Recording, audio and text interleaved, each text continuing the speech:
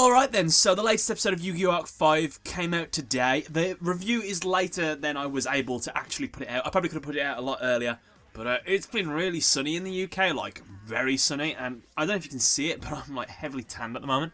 I was outside in the sun, you know, like 5-6 hours. So the bad thing about this episode I can say is there's no Asta Phoenix, there's no Yuzu, there's no Yugioh, and again there's still no Yuri and there's no Yugioh. However, spoilers for next week, Yuri is going to make an appearance again, so brilliant, as well as Alexis Rhodes. So this episode the focus is taking off Yuya and the battle that he just had with Asta. In fact, it's barely even mentioned in this episode.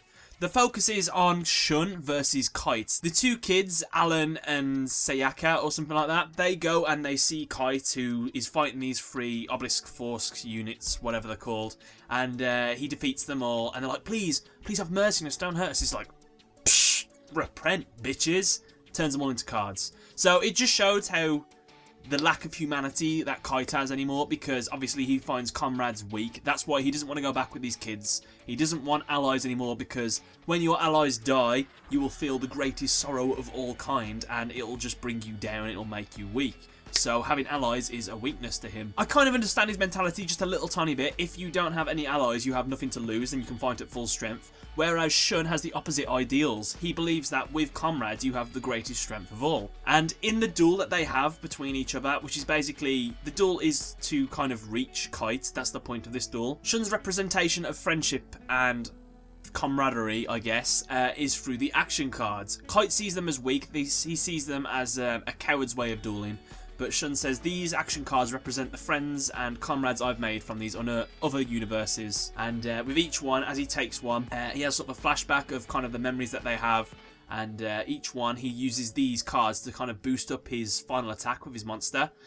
Which, the way they framed this duel and the revelations that were made where Shun discovers that Yuto has been inside of Yuya this entire time, has been sort of like conversing with him, so he knew that he was close all the time. He says to Kite at one point that if you really feel that way about me, then why not show me after you defeated me? Showing that he sort of understood there was a possibility that he could win, but he knew he was going to win kind of thing. So I was like, all the cards have been set to make me think that Kite was going to lose this duel.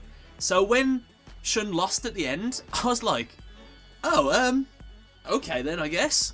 It just threw me off. Like, I didn't expect that to happen. I thought this was going to be Kite's turnaround duel, just the way he built it up, but I guess not. I have a theory about the whole Shun drawing the action cards, but I don't know how right it is. I was going to rewatch the opening video thing for it, just to confirm this, but every time he draws one of the action cards, it zooms in on one of the people in the group kind of thing, and it's like, shows you that this action card represents them in a little way, so this allows me to boost my monster attack by 600. This one lets me boost by 1000. And the final one he draws, that action card doesn't work at that specific time. It has to be while he's being attacked or something like that. And my theory was, maybe someone in that group, which he thinks is a comrade, isn't actually a comrade. Could be like a traitor kind of thing.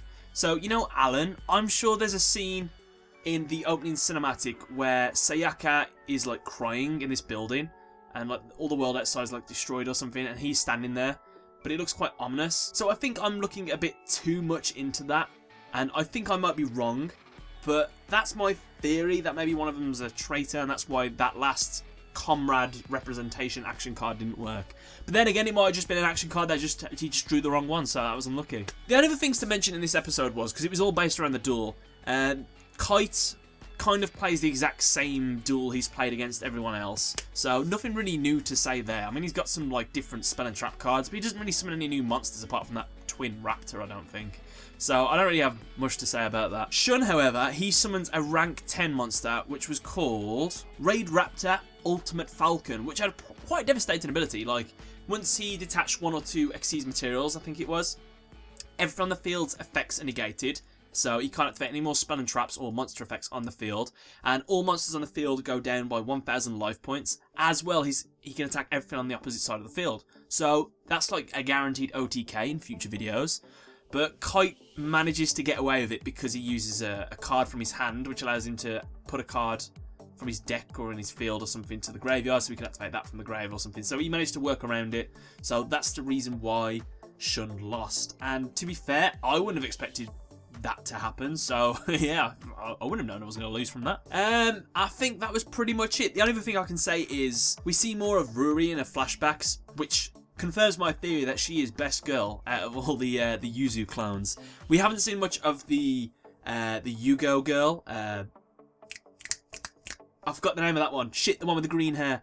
Ah, bollocks. Yuzu, Ruri, Selena, Rin. Is it Rin? Rin's the last one? Is that right?